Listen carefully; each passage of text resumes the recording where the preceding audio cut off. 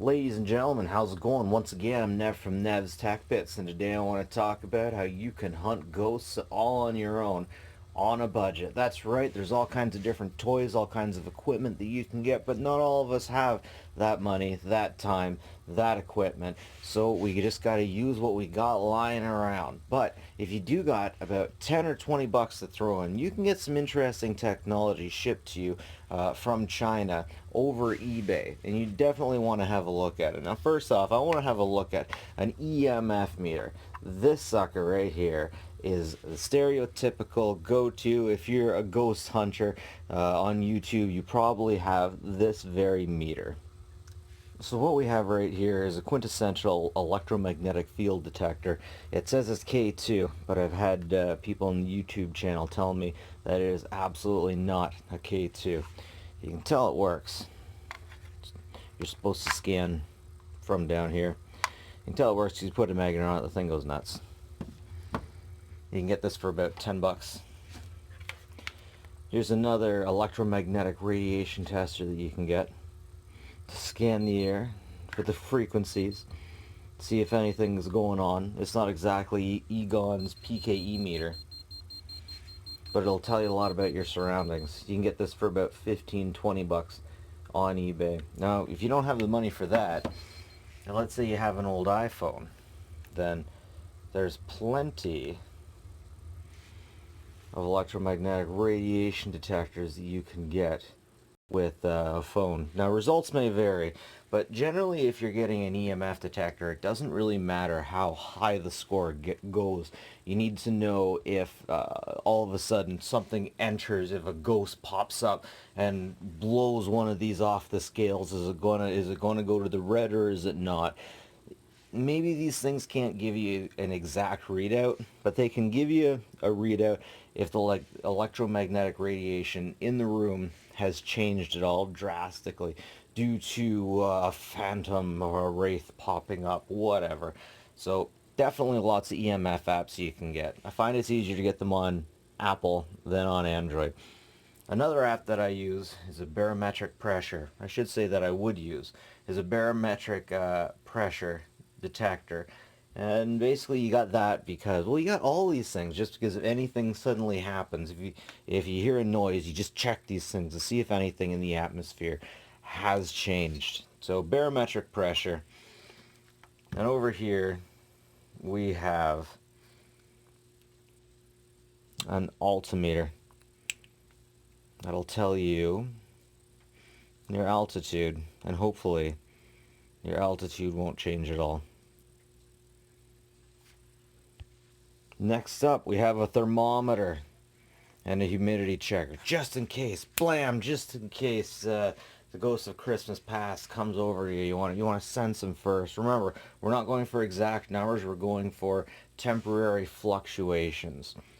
Now, a great use for all of these smartphones you could also use is just for a camera. If you're going to be doing any ghost busting, you want to get that stuff on camera. All these old phones have cameras. Use them up, folks. Get a big memory card, just record everything you do. Ghost Radar is an app that many phones get. Some people believe it works, some people don't think that it works so much. It's all up to you. It's all up to you. Now, another thing, some people might be like, whoa, what do we got this old camera sitting over here for? Okay, if you're lucky, you go to a secondhand store, you can find something like this for 50 bucks or 15 bucks. It's a camera that can see in the dark. It sends out an IR light that's invisible to us, but the same kind of light that makes our baby monitors work. It's that kind of thing. But if you wanted to buy something like this to record with, you're looking at hundreds of dollars on Amazon. But if you're lucky enough to find it locally, actually you can get this thing for like 100 bucks max if you get it off eBay. And once again, it has night vision. That's the thing. It has night vision, and it's great for recording whatever you're doing in the spooky nighttime, so you can still see what's going on. All right, let's go test this junk out. Panasonic 20 times zoom night vision camcorder. So if you can get a hold of one of these, it would save you a lot of money if you didn't mind the transfer. Anyways, let's try out the night vision. Let me turn the lights off here. I can't see a thing. There, I can see this marshmallow man without with. So this will definitely help you out in your ghost hunting adventures. You can record what you see, which is half the fun. Unfortunately, you just have to do a switch over from analog to digital. But still, the price is there. The price is right. I got this for 15 bucks.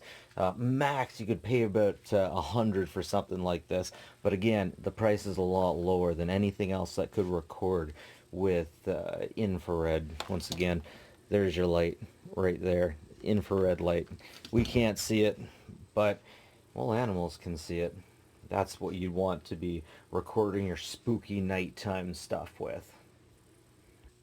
It should be said that when you're using EMF equipment around digital equipment, around anything that uses energy or has metal in it, it might go off. So be aware if something goes off while you're around something that uses a lot of energy, it's probably just that. Or possibly the camcorder's haunted.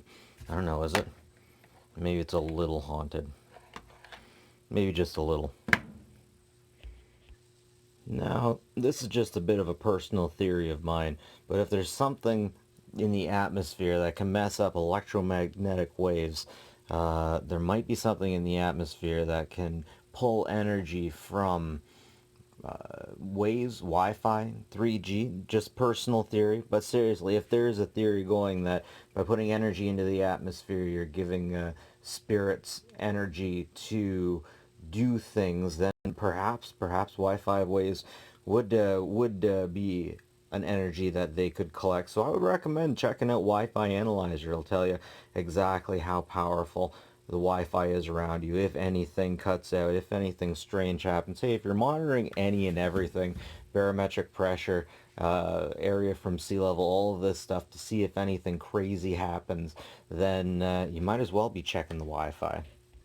Now, this is all pretty standard consumer electronics type stuff that we just find from China around the house or at the secondhand stores, and it's a little questionable why we'd be looking at electromagnetic waves, why we'd be looking at temperature, and it all comes from chaotic theory about ghosts, perhaps, that when they show up, they don't just show up, but they kind of bend the universe around them.